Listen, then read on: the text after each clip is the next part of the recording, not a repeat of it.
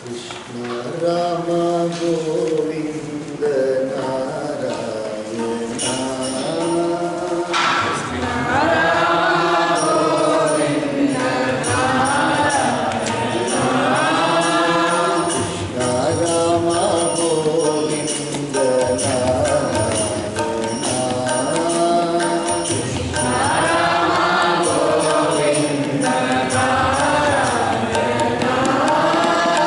Keshava Madhava Hari Narayana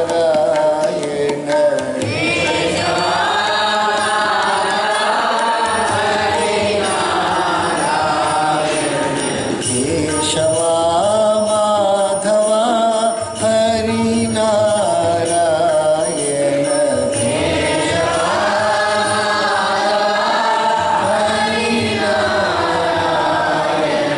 Krishna Rama Govinda Narayana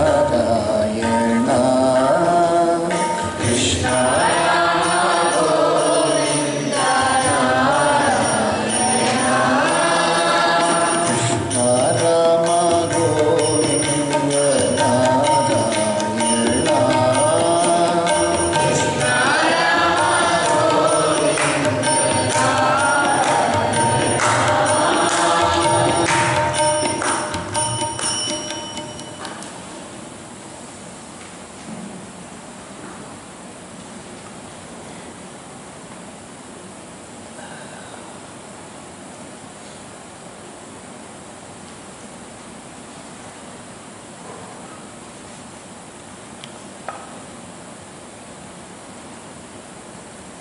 The mystery of Paramatma's manifestation and the mystery of all the past, present and future is so intriguing to man that with all his intelligence he ultimately raises both hands, looks at the grandeur of Paramatma and says, we cannot understand you. Ultimately, we have to say that we can't understand Paramatma. So what is the need? Where is the need for Paramatma to manifest Kali? Where is the need for Paramatma to manifest wickedness? There is the need for having an opposing factor called as Dharma and Adharma. So this all is beyond our perception. Whenever a child asks certain questions, sometimes we cannot answer the questions of the children. Where was I, mother, when you got married? If a child asks you, where was I when you got married? Paramatmana ಲೀಲೆ ಯಾರೆಂದಲೂ ಅರ್ಥ ಮಾಡ್ಕೊಳ್ಳೋಕ್ಕಾಗಲ್ಲ. ಪರಮಾತ್ಮನ ಲೀಲೆ ಆಗಲಿ ಅಥವಾ ಪರಮಾತ್ಮನ ರೂಪಗಳಾಗಲಿ ಮನುಷ್ಯ ರೂಪವಾಗಲಿ ಯಾರೂ ಅರ್ಥ ಮಾಡ್ಕೊಳ್ಳೋಕ್ಕಾಗ್ತಾ ಇಲ್ಲ. ಒಂದು ಮಗು ಬಂದ್ಬಿಟ್ಟು ತನ್ನ ತಾಯಿಯನ್ನು ಕೇಳುತ್ತಂತೆ, ಅಮ್ಮ ನಿನ್ನ ಮದುವೆ ಆದಾಗ ನಾನು ಎಲ್ಲಿದ್ದೆ ಅಂತ ಹೇಳ್ತಾನೆ. ಅಮ್ಮ ಏನು ಉತ್ತರ ಕೊಡ್ತಾರೆ? ಅವರು ಕೊಡೋಕ್ಕಾಗತ್ತೆ ಉತ್ತರ? ಮಗುಗೆ ಹೆಂಗೆ ಗೊತ್ತಾಗತ್ತೆ ಏನು ಅಂತ ಗೊತ್ತಾಗಲ್ಲ. Just like that only we are asking ಪರಮಾತ್ಮ, Y have you made this world? And why are there so many different types of characters in this world? We can understand that with our limited knowledge we try to make some dramas and then some plays and all that we can understand because of our limited knowledge. We can't see beyond certain things. But what is the need for you to do all these things? We ask. Paramatma simply smiles and keeps quiet. Whatever you want to understand, you can understand. That is the Leela of Paramatma. So in that Leela only we are seeing how the Kali Purusha has been now subdued by Parikshit Maharaj. ಆ ಲೀಲೆಯಲ್ಲಿ ನಾವು ನೋಡ್ತಾ ಇರೋದು ಕಲಿಪುರುಷನನ್ನು ಪರೀಕ್ಷಿತ್ ಮಹಾರಾಜನು ತನ್ನ ವಶ ಮಾಡಿಕೊಂಡಿದ್ದಾನೆ. ಕಲಿಪುರುಷನನ್ನು ತನ್ನ ವಶ ಮಾಡಿಕೊಂಡ ನಂತರ ಕಲಿ ಕೇಳ್ತಾನೆ, ನಾನು ಎಲ್ಲಿ ವಾಸ ಮಾಡಲಿ ಅಂತ ಕೇಳಿದ್ರೆ 5 ಜಾಗ ಕೊಟ್ಬಿಟ್ಟಿದ್ದಾರೆ ಅವ್ರಿಗೆ ವಾಸ ಮಾಡೋಕ್ಕೆ. ದುಷ್ಟ ಸ್ವಭಾವಕ್ಕೆ 5 ಜಾಗ ಕೊಟ್ಬಿಟ್ಟಿದ್ದಾರೆ ವಾಸ ಮಾಡೋಕ್ಕೆ ಪರಮಾತ್ಮ. Parikshit Maharaja has given 5 places for the residence of Kalipurusha. So whatever you see in this world, whichever you see, this should not be like this. That is the place where Kali is residing. Wherever you see untruthfulness, wherever you see gambling, wherever you see cruelty, anywhere you understand that is the place where Kali Yuga is residing.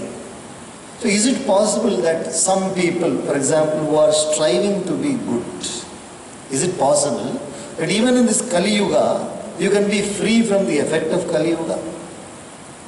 Is it possible? It's like saying, you went into a room which was filled with charcoal. ಒಂದು ಕೊಠಡಿಗೆ ಹೋಗಿದ್ವಿ, ಆ ಕೊಠಡಿಗೆ ಬರೀ ಇಜ್ಜಿಲಿಟ್ಟಿದ್ರು. ಇಜ್ಜಿಲು ನೋಡಿದ್ದೀರಾ? ಇಜ್ಜಿಲು ಅಂದರೆ ಗೊತ್ತಾ? ಸೌದೆಯನ್ನು ಸುಟ್ಟಾಗ ಉಳ್ಕೊಳ್ಳುತ್ತಲ್ಲ, ಸೌದೆಯನ್ನು ಸುಟ್ಟ ಮೇಲೆ ಕಪ್ಪು ಉಳ್ಕೊಳ್ತಾರೆ, ಅದಕ್ಕೆ ಹೇಳ್ತಾರೆ ಇಜ್ಜಿಲು. ಆ ಇಜ್ಜಿಲು ಒಂದು ಕೊಠಡಿಯಲ್ಲಿ ಇಟ್ಟಿದ್ರು, ಕಲ್ಲು ಪಟ್ಟೆಯಲ್ಲಿ ಇಟ್ಟಿದ್ದಾರೆ, ನೋಡಿದ್ದೀರಾ? ಅಲ್ಲಿ ಇಜ್ಜಿಲು ಇಟ್ಟಿದ್ರು. ಅಲ್ಲಿ ಒಳಗಡೆ ಹೋಗಿ ಬಂದ ಮೇಲೆ ನೋಡಿದ್ರೆ ಇಲ್ಲೊಂದು ಸ್ವಲ್ಪ ಕಪ್ಪಾಗಿರುತ್ತೆ, ಅಲ್ಲೊಂದು ಸ್ವಲ್ಪ ಕಪ್ಪಾಗಿರುತ್ತೆ, ಇಲ್ಲೊಂದು ಸ್ವಲ್ಪ ಕಪ್ಪಾಗಿರುತ್ತೆ. When you go into a room where charcoal has been placed, you went with absolutely spick and span, white clothes inside you went and then came out. By the time you came out, you saw there was one black spot here, one black spot here, one black spot there, everywhere. ಕಾಜಲ್ ಕಿ ಕೋಟ್ಸಿ. So ಒಂದು ಇಜ್ಜಿಲಿರೋ ಕೊಠಡಿನಲ್ಲಿ ಒಳಗಡೆ ಹೋಗಿ ಬಂದಿದ ತಕ್ಷಣವೇ ಶುದ್ಧವಾದ ಬಿಳಿ ಬಟ್ಟೆ ಹಾಕೊಂಡು ಹೊರಗಡೆ ಹೋದ್ರಿ, ಹೊರಗಡೆ ಬರೋಷ್ಟದ್ದು ಏನು ನೋಡ್ತಾ ಇದ್ದೀರಾ? ಎಲ್ಲಾದರೂ ಒಂದ್ಸರಿ ಮಸಿ ಅಂಟ್ಕೊಂಡ್ಬಿಟ್ಟಿದೆ. ಅದೇ ಥರ ಕಲಿಯುಗದಲ್ಲಿ, by residing in this Kaliyuga, is it possible for somebody to be untouched by the power of Kali? ಕಲಿಯುಗದಲ್ಲಿ ವಾಸ ಮಾಡಿಕೊಂಡು, ಇಷ್ಟು ದುಷ್ಟರ ಮಧ್ಯೆ ವಾಸ ಮಾಡಿಕೊಂಡು, ಕಲಿಯುಗದ ಪ್ರಭಾವದಿಂದ, ಅಂದರೆ ಸುಳ್ಳು ಹೇಳದೇ ಇರೋಕ್ಕಾಗುತ್ತಾ? ಮೋಸ ಮಾಡದೇ ಇರೋಕ್ಕಾಗುತ್ತಾ? ಅಥವಾ ಜೂಜು ಆಡದೇ ಇರೋಕ್ಕಾಗತ್ತಾ ಅಂತ ಯೋಚನೆ ಬರುತ್ತೆ. ಅದಕ್ಕೆ Tulsidas gives a beautiful example. ತುಳಸಿದಾಸರು ರಾಮಚರಿತಮಾನಸ ಬರೆದಾರೆ. ಅವ್ರು ಎಷ್ಟು ಚೆನ್ನಾಗಿ ಕೊಡ್ತಾರೆ ಅಂತ ಹೇಳಿದ್ರೆ, 32 ಹಲ್ಲು, ಚೂಪಾಗಿರೋ ಹಲ್ಲು ಮಧ್ಯೆ ಒಂದೇ ಒಂದು ನಾಲ್ಗೆ ಬಾಳ್ತಾ ಇದೆ ನೋಡಿ. 32 ಹಲ್ಲು ಚೂಪಾಗಿದೆಯಲ್ಲ, ಈ ಚೂಪಾಗಿರೋ ಹಲ್ಲುಗಳ ಮಧ್ಯೆ ಯಾರು ಬಾಳ್ತಾ ಇದ್ದಾರೆ? ನಾಲಿಗೆ ಚೂಪಾಗಿದೆಯಾ, ಗಟ್ಟಿಯಾಗಿದೆಯಾ? ಆದರೂ ಕೂಡ ಬೆಳಿಗ್ಗೆಯಿಂದ ಸಾಯಂಕಾಲವರೆಗೂ ಓಡಾಡ್ತಾ ಇದೆ. ಯಾವಾಗೋ ಒಂದು ಸಾರಿ ಒಂದು 6 ತಿಂಗಳು ಒಂದು ಸಾರಿ ಕಚ್ಕೊಳ್ತೀವಿ ನಾಲ್ಗೆ, ಇಲ್ಲಾಂದರೆ ಯಾವಾಗ ದಿವಸ ಕಚ್ಕೊಳ್ತೀವಿ ನಾವು ನಾಲ್ಗೆ. Between the 32 sharp teeth, molars, canines, and all those teeth are here, incisors. Between these 32 sharp teeth, the soft tongue is living, And how many times the tongue is going up and down and we are closing and opening our mouth, but still the tongue is unaffected by the sharpness of the teeth. And it is with this very same teeth only we eat all things. ಈ ಹಲ್ಲುಗಳಿಂದ ನಾವೆಲ್ಲ ಕಚ್ಚಿ ತಿಂತೀವಲ್ಲ. ಏನೇನು ತಿಂತೀವಿ? ಮಾವಿನ ಹಣ್ಣಿದ್ರೆ ಅದಕ್ಕೆ ಕಚ್ಚಿ ತಿಂತೀವಿ, ಚೇಪೆಕಾಯಿ ಇದ್ರೆ ಕಚ್ಚಿ ತಿಂತೀವಿ, ಎಲ್ಲ ಕಚ್ಚಿ ತಿಂತೀರಾ? ಇಲ್ಲ. ಕಚ್ಚಿ ತಿನ್ನಬೇಕಾದ್ರೆ ನಾಲಿಗೆ ತಪ್ಪಿಸ್ಕೊಂಡು ಹೊರಗಡೆ ಓಡಾಡ್ತಾ ಇದ್ದೆ ನೋಡ್ರಿ. ಅರ್ಥ ಆಗ್ತಾ ಇದೆ ಹೇಳ್ತಾ ಇರೋದು? ನಾಲಿಗೆ ಎಲ್ಲಿದೆ? 32 ಹಲ್ಲುಗಳ ಮಧ್ಯೆ, ಮೇಲೆ 16 ಹಲ್ಲು, ಕೆಳಗಡೆ 16 ಹಲ್ಲು. Between these 16 upper teeth and 16 lower teeth, there is one tongue. And morning also we have food, afternoon also we have food, evening also you are chewing and chewing. Between the teeth, all the food is getting crushed. ಎಲ್ಲ ಮಾಡಿದ ಊಟ ಎಲ್ಲ ಹಾಗೆ ಚಟ್ನಿ ಆಗಿ ಒಳಗಡೆ ಹೋಗ್ತಾ ಇದೆ. ಆದರೆ ನಾಲಿಗೆ ಮಾತ್ರ ತಪ್ಪಿಸ್ಕೊಂಡು ಓಡಾಡ್ತಾ ಇದೆ. Similarly also, a good person knows that it is very difficult to live in this Kali Yuga. Very, very difficult to live in this Kali Yuga. Even then, it can live. The proof is the tongue between the 32 teeth. So how careful you should be? If we are able to chew because of the nature. Remember, we are not actually practicing how to avoid the tongue from being bit. Nobody practices that. Right? By nature itself, Paramatma has made it so beautifully. Paramatma ನೈಸರ್ಗಿಕವಾಗಿ ಸೃಷ್ಟಿಯನ್ನು ಎಷ್ಟು ಚೆನ್ನಾಗಿ ಮಾಡಿದ ಅಂತ ಹೇಳಿದ್ರೆ, ಚಿಕ್ಕ ವಯಸ್ಸಿನಿಂದಲೂ ಕೂಡ ತಿಂದು ಕೊನೆಯವರು ತಿಂತಾ ಇರ್ತೀವಿ. ಆದರೆ ನಾಲಿಗೆಯನ್ನು ಕಚ್ಕೊಳ್ಳೋದು ಯಾವಾಗಾರು ಒಂದು ಸರಿ. When we bite your tongue, when you are very much engrossed in something and you are chewing. Somebody, you are engrossed in something, ಎಲ್ಲೋ ಮನಸ್ಸು ಇಟ್ಕೊಂಡ್ಬಿಟ್ಟಾಗ ಕಚ್ಕೊಂಡ್ಬಿಡ್ತೀವಿ ನಾವು ನಾಲ್ಗೆ. ಯಾವಾಗ ಕಚ್ಕೊಂಡಿದ್ದೀರ? ಯಾವಾಗ ನಾಲ್ಗೆನ ಕಚ್ಕೊಂಡಿದ್ದಿರಲ್ಲ? ಯಾವಾಗಾರು ಒಂದು ಸಾರಿ, ಅಥವಾ 365 ದಿವಸ ಕಚ್ಕೊಳ್ತೀರ? ದಿವಸ ಕಚ್ಕೊಳ್ತೀರಾ? ದಿವಸ ನಾಲ್ಗೆ ಕಚ್ಕೊಳ್ತೀರಪ್ಪ? ಇಲ್ಲ ತಾನೆ? ಯಾವಾಗಾರು ಒಂದು ಸಾರಿ, once in a way we bite the tongue. It's quite painful. Have you seen how painful it is? Quite painful. Sometimes it will bleed also. But still we are escaping and living. So that is how a good person can live in the Kali Yuga. A good person can live in the Kali Yuga by absolutely dedicating the mind to Paramatma. Yoga rato va, bhoga rato va, sanga rato va, sanga vihinaha, yasya brahmani ramate chittam nandati nandati nandatyeva, bhaja govindam, govindam, bhaja mudhamate.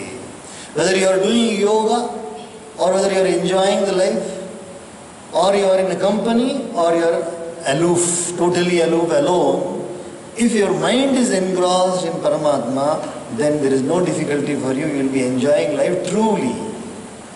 Then only you will come to the term called as Ananda. Nandati, nandati, nandatyeva. You may be doing anything. Mukh mein ho maa ka naam, maa ki seva haath mein, tu akela nahi pyare, maa bhi tere saath mein. So it's very difficult, to keep the hand doing good things only and to talk about good things. But if your mind, you train your mind to be dwelling in Paramatma only, then the entire body and other activities will automatically get set. They will automatically get set. In every computer we have one called as OS. In a computer we have what is called as OS. OS means operating system. Go on upgrading the operating system, it will keep on giving you more and more possibilities, isn't it? The operating system of a computer is very OS, it is called as OS, operating system. So the operating system has to be always upgraded and ready to accept any challenges. That is called as a trained, cultured mind. It's a cultured mind. If it is not a cultured mind, what will happen? One blow from this side, another blow from this side, another blow from this side. Everywhere you get blows. Whatever you do seems to be wrong. Whatever you say seems to be wrong. ಏನನ್ನು ಹೇಳಿದ್ರು ಕೂಡ ತಪ್ಪಾಗಿ ಕಾಣಿಸುತ್ತೆ. ಏನನ್ನು ಮಾಡಿದ್ರು ಕೂಡ ತಪ್ಪಾಗಿ ಕಾಣಿಸುತ್ತೆ. ಕಾರಣ ಏನಪ್ಪ ಅಂತ ಹೇಳಿದ್ರೆ ಮನಸ್ಸಿಗೆ ಸರಿಯಾದ ತರಬೇತಿ ಕೊಟ್ಟಿಲ್ಲ. ಮನಸ್ಸಿಗೆ ತರಬೇತಿ ಕೊಟ್ಟಿಲ್ಲ. ನೀವೆಲ್ಲ ವಾಲಿಬಾಲ್ ಆಡಿದ್ದೀರಾ, ಕ್ರಿಕೆಟ್ ಆಡಿದ್ದೀರಾ, ಎಲ್ಲ ಆಡಿದ್ದೀರಾ. ಆಡಬೇಕಾದ್ರೆ ಸರಿಯಾಗಿ ಕಲೀಲಿಲ್ಲ ಅಂದ್ರೆ ಏನಾಗುತ್ತೆ? ಸರಿಯಾಗಿ ಕಲೀಲಿಲ್ಲ ಅಂದ್ರೆ ಏನು? ಬ್ಯಾಟ್ ತಗೊಂಡು ಬಾಲ್ ಹೊಡೆಯೋಕೆ ಹೋಗ್ತೀರಾ, ವಿಕೆಟ್ ಹೊಡೆದಿರ್ತೀರಾ. ಬ್ಯಾಟ್ ಅಂತ ಬಾಲ್ ಹೊಡೆಯೋಕೆ ಹೋಗ್ಬಿಟ್ಟು ತಿರುಗಿಬಿಟ್ಟು ಜೋರ ಹೊಡೆದು ವಿಕೆಟ್ಗೆ ಹೊಡೆದ್ಬಿಟ್ಟಿರ್ತೀರ.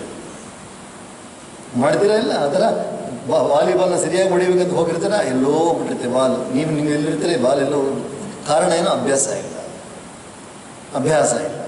ಅನಭ್ಯಾಸೇ ವಿಷಂ ವಿದ್ಯಾ. ನಾವು ಓದೋದು ಕೂಡ ಅಷ್ಟೇ. ಪರೀಕ್ಷೆ ಪ್ರಶ್ನೆ ನೋಡಿದ ತಕ್ಷಣವೇ ಜೀವನನೇ ಒಂದು ಪ್ರಶ್ನೆ ಆಗ್ಬಿಡುತ್ತೆ. Moment you see a question, life itself becomes a question. You go to the exam and sit down because you are not studied. ಒಂದು ಸಣ್ಣ ಪ್ರಶ್ನೆ ನೋಡ್ಬಿಟ್ಟು ಜೀವನ ದೊಡ್ಡ ಪ್ರಶ್ನೆ ಇದೆ. ಯಾಕಪ್ಪ ಹುಟ್ಟಿದೆ? Why ever was I born? It looks like that. So all because of lack of practice. So this mind has to be trained. The mind has to be trained in the right manner. Don't take it lightly. If many people who have taken it lightly are suffering throughout the world, I'm telling you, all over the world people are suffering. The profession called as counseling has very recently come out. 100 years back, man, not even 100, they should say about 50 years back. This counseling has come only 50 years back. What is that counseling? Nothing but telling, don't worry, all things will be, everything will be all right. The one who is saying in his life itself, everything will not be all right. The one who is counseling itself, his life itself will be a problem, but he will be counseling others, saying that don't worry, everything will be all right. So why this has come? Because mind has not been trained properly. You have given intellectual inputs, lot of intellectual inputs.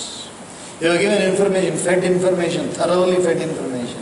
ಎಲ್ಲ ಕಡೆಯಿಂದ ಎಲ್ಲ ಜ್ಞಾನವನ್ನು ಕೊಟ್ಟಿದ್ದೀರಾ. ಗಣಿತದಲ್ಲಿ 100ಕ್ಕೆ 100, ಇತಿಹಾಸದಲ್ಲಿ 100ಕ್ಕೆ 98, ಭೂಗೋಳದಲ್ಲಿ 99, ಆದರೆ ಮನೆಯಲ್ಲಿ 0. ಜೀವನದಲ್ಲಿ ಹೆಂಗಿದ್ದಾರೆ? 0. 100 out of 100 centum in mathematics and 99 out of 100 in history and geography, but at home beautiful, 0. Shunyam. That is because here it is shunyam. Mind is shunyam. There is nothing worthwhile in the mind. There is nothing worthwhile in the intellect. It has not been taught how to live. It has been trained just like a computer. Keep on feeding. Upload, download. Upload, download. That's all. No other thing. The computer does not say, no, please, please, please, please, please, please. Today I won't work. Huh? Today I won't work. Computer cannot say that. It doesn't say because it doesn't have emotions. It has got a CPU, central processing unit it has got, but it has got no mind. It has got an intellect. It has got an intellect. Intelligence. Artificial intelligence. AI is artificial intelligence. The artificial intelligence. But nobody has created till now an artificial mind. Because there is nothing artificial in the mind. Mind is natural.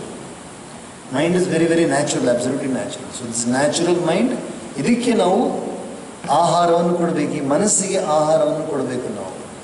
ಮನಸ್ಸಿಗೆ ಆಹಾರ ಯಾವುದಪ್ಪ? ಶರೀರಕ್ಕೆ ಆಹಾರ ಊಟ ತಗೊಳ್ತಾ ಇದ್ದೀವಿ. ಮನಸ್ಸಿಗೆ ಆಹಾರ ಬಂದು ಶುದ್ಧವಾದ ಮಾತುಗಳನ್ನು ಕೇಳೋದು. ಶುದ್ಧವಾದ ಮಾತನ್ನು ಕೇಳಬೇಕು. ಒಳ್ಳೆಯವರ ಸಂಘವನ್ನು ಮಾಡಬೇಕು. ಸಜ್ಜನರ ಸಂಘವದು ಹೆಜ್ಜೇನು ಸವಿದಂತೆ. ಸಜ್ಜನರ ಸಂಘವದು ಹೆಜ್ಜೇನು ಸವಿದಂತೆ. Sajjana, if you have in a company of good people, it's like having beautiful honey. If you are in a company of good people, it's like taking very, very pure honey. So that is why, even though Kali Purusha has troubled the world, is troubling the world, will trouble the world, you can still escape if your mind is devoted to Paramatma.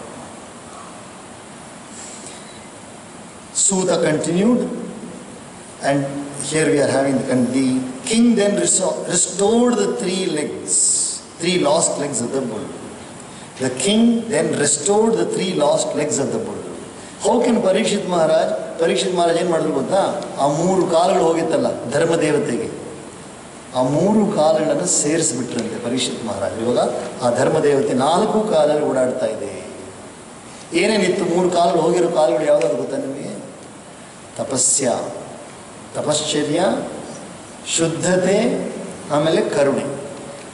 ಸತ್ಯ ಮಾತ್ರ ಸ್ವಲ್ಪ ಉಳ್ಕೊಂಡಿದೆ ಕಲಿಯುಗದಲ್ಲಿ, ಆದರೆ ತಪಸ್ಸು ಇಲ್ಲ, ಆಮೇಲೆ ಶುದ್ಧತೆ ಇಲ್ಲ, ಕರುಣೆ ಇಲ್ಲ. ಈ 3 ಕೂಡ ಯಾರು ಸೇರಿಸಿದ್ರು? ಇವಾಗ ಪರೀಕ್ಷಿತ್ ಮಹಾರಾಜ್ 3 ಸೇರಿಸ್ಬಿಟ್ರು ಜೀವನದಲ್ಲಿ. ಅವರು ಶುದ್ಧವಾಗಿ ಬಾಳ್ತಾ ಇದ್ದಾರೆ, ಎಲ್ರಿಗೂ ಶುದ್ಧವಾಗಿ ಬಾಳಕ್ಕೆ ಅನುಕೂಲ ಮಾಡಿಕೊಡ್ತಾ ಇದ್ದಾರೆ. ಆಮೇಲೆ ತಪಸ್ಸನ್ನು ಆಚರಣೆ ಮಾಡ್ತಾರೆ. ತಪಸ್ಸು ಅಂದ್ರೆ ಏನರ್ಥ? What is tapasya? Tapasya is voluntarily depriving oneself of one's likings. A rishi goes to the forest or the mountain and sits down and then prays. He also likes to be in the world. The rishi also likes to be in the world. He likes to be in the world and enjoy the world because the world is so beautiful to enjoy. But he says, no, I want to meditate upon Paramatma. He deprives himself. ಒಬ್ಬ ಮನುಷ್ಯ ಋಷಿ ಹೆಂಗಾಗ್ತಾನೆ ಅಂತ ಹೇಳಿದ್ರೆ, ಈ ಲೋಕದ ಸುಖಗಳನ್ನು ಸ್ವಲ್ಪ ದೂರ ಇಟ್ಟುಬಿಟ್ಟು, ಸ್ವಲ್ಪ ಎಲ್ಲ ಅಲ್ಲ, ಸ್ವಲ್ಪ ದೂರ ಇಟ್ಬಿಟ್ಟು ಯಾವಾಗ ಹೋಗಿ ಕೂತ್ಕೊಂಡು ದೇವರ ಚಿಂತನೆ ಮಾಡ್ತಾರೋ ಅವಾಗ ಅವ್ರು ಋಷಿ ಆಗ್ಬಿಡ್ತಾರೆ. ಅದೇ ಥರನೇ ತಪಸ್ಸು ಅಂದ್ರೆ ಏನರ್ಥ?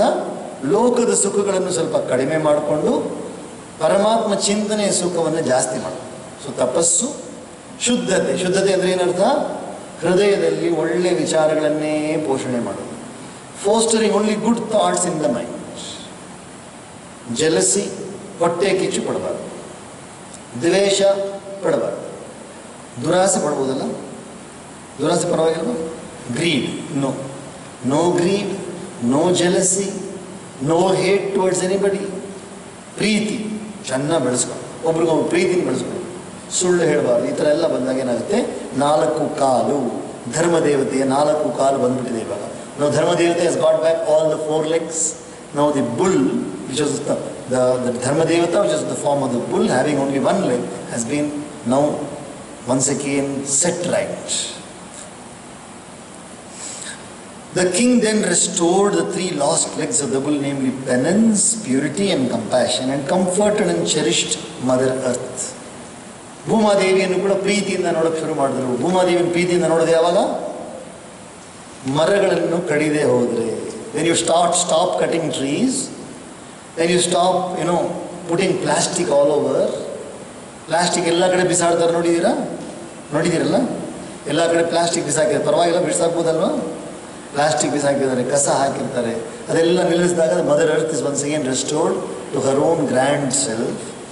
The self-same monarch still occupies the royal throne, which was bequeathed to him by his grand uncle King Yudhishthira while retiring to the forest. Now, while the rishis are discussing, Suta Rishi is now narrating the story. He says, even now Parikshit Maharaj is ruling the country. Shining with the glory of the Kaurava kings, and the most blessed emperor of extensive renown, the royal sage Parikshit dwells even now at Hastinapura. ಹಸ್ತಿನಾಪುರದಲ್ಲಿ ಈಗ ನಾವು ಯಾವುದನ್ನು ದೆಹಲಿ ಅಂತ ಹೇಳ್ತೀವಲ್ಲ, ಡೆಲ್ಲಿ ಅಂತ ಹೇಳ್ತೀವಲ್ಲ, ಅದು ಮೊದಲು ಹಸ್ತಿನಾಪುರವಾಗಿತ್ತು. ಆ ಹಸ್ತಿನಾಪುರದಲ್ಲಿ ಪರೀಕ್ಷಿತ್ ಮಹಾರಾಜ ವಾಸ ಮಾಡ್ತಾ ಇದ್ದಾರೆ ಅಂತ ಸೂತ ಋಷಿಗಳು, ಶೌನಕ ಋಷಿಗಳು ಹೇಳ್ತಾ ಇದ್ದಾರೆ. Such is the majesty of King Parikshit, son of Abhimanyu, during whose rulership over the earth you have undertaken the vow of performing this offering. You are now listening to the Bhagavata Mahapurana during the tenure of Parikshit Maharaj. Parikshit Maharaj ರಾಜ್ಯಭಾರ ನಡೆಸ್ತಾ ಇರೋ ಸಮಯದಲ್ಲಿ ನೀವೆಲ್ಲ ಕೂಡಿ ಭಾಗವತನ ಕೇಳ್ತಾ ಇದ್ದಾರೆ. ಬಹಳ ದೊಡ್ಡ ಭಾಗ್ಯವಂತರು ನೀವು. Thus, the 17th discourse entitled The Subjugation of Kali in book 1 of the great and glorious Bhagavad Purana, otherwise known as the Paramahamsa Samhita.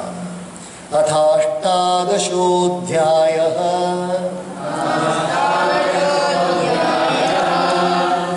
The youthful sage Shringi utters an imprecation against King Parikshit.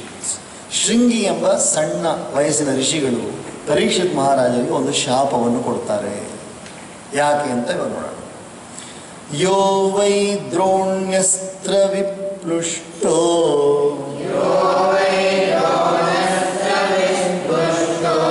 Yo Y ದ್ರೋಣ್ಯಸ್ತ್ರ ವಿಪ್ಲುಷ್ಟೋ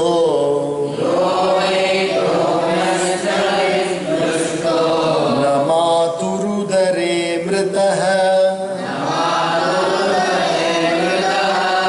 ಅನುಗ್ರಹಾತ್ ಭಗವತಃ ಕೃಷ್ಣಸ್ಯಾದ್ಭುತ ಕರ್ಮಣಃ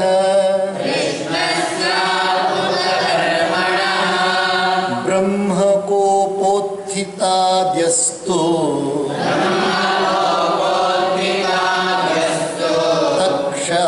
ತಕ್ಷಕಾತ್ ಪ್ರಾಣ ವಿಪ್ಲವ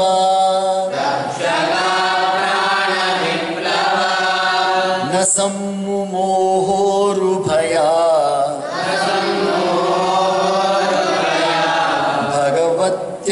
ಭಗವತ್ಯರ್ಷಿತಾಶಯಃ ಉತ್ಸೃಜ್ಯ ಸರ್ವತಃ ಸಂಗಂ ವಿಜ್ಞಾತಾಜಿತ ಸಂಸ್ಥಿತಿಃ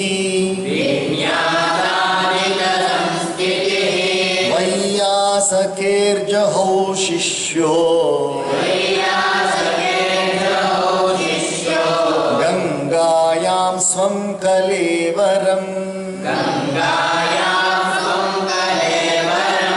ನೋತ್ತಮ ಶ್ಲೋಕವಾರ್ತಾನಾಂ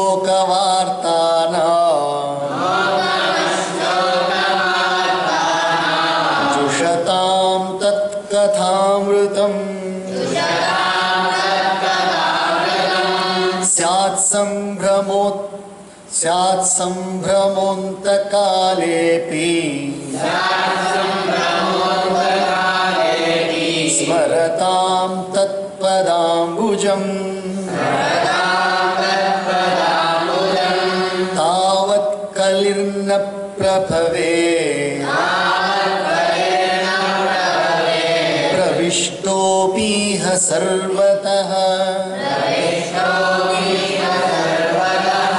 ಯಾವದೀಶೋ ಮಹಾನುರ್ವ್ಯಾಂ ಅಭಿಮನ್ಯವ ಏಕರಾ ಯಸ್ಮಿನ್ ಅಹನಿಯಹ್ಯೇವ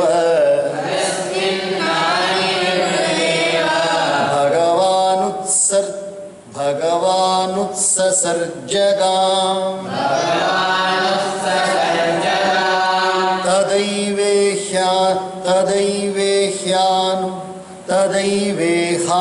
ತದೈವೇಹಾನುವೃತ್ತೋऽಸೌ ಅಧರ್ಮ ಪ್ರಭವ ಕಲಿಃ ನಾನುದ್ವೇಷ್ಟ कलिं सम्राट् सारंग इव सारभुक् कुशलान्याशु सिद्ध्यन्ति नेतराणि कृतानि यत्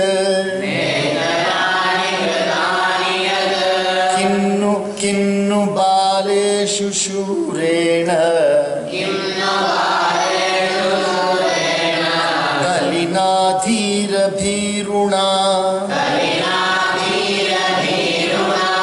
अप्रमत्तः प्रमत्तेषु यो वृको नृषु वर्तते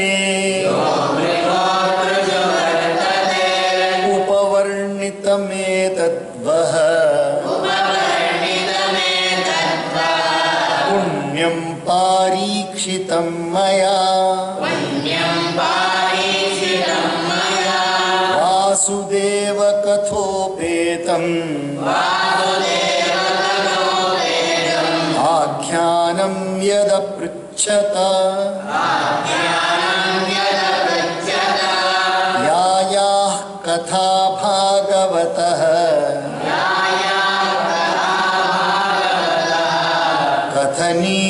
कथनीयोरुकर्मणः गुणकर्माश्रया पुंभिः संसेव्यास्ता बुभूषुभिः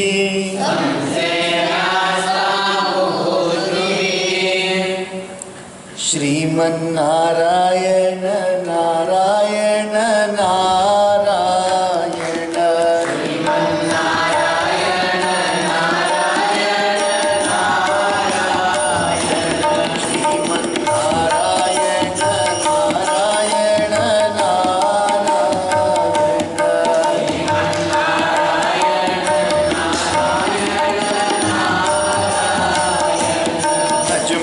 श्रीमन्नारायण नारायण नारायण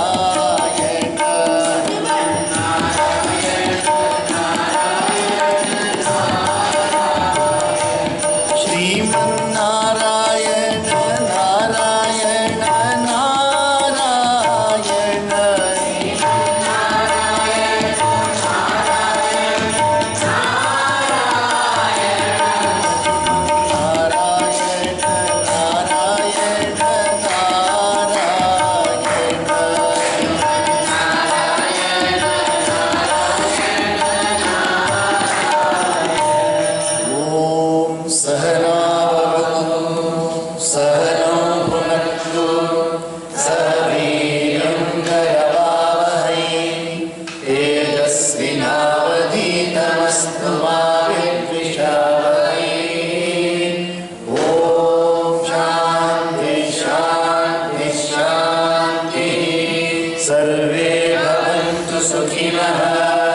सर्वे सन्तु निरामया सर्वे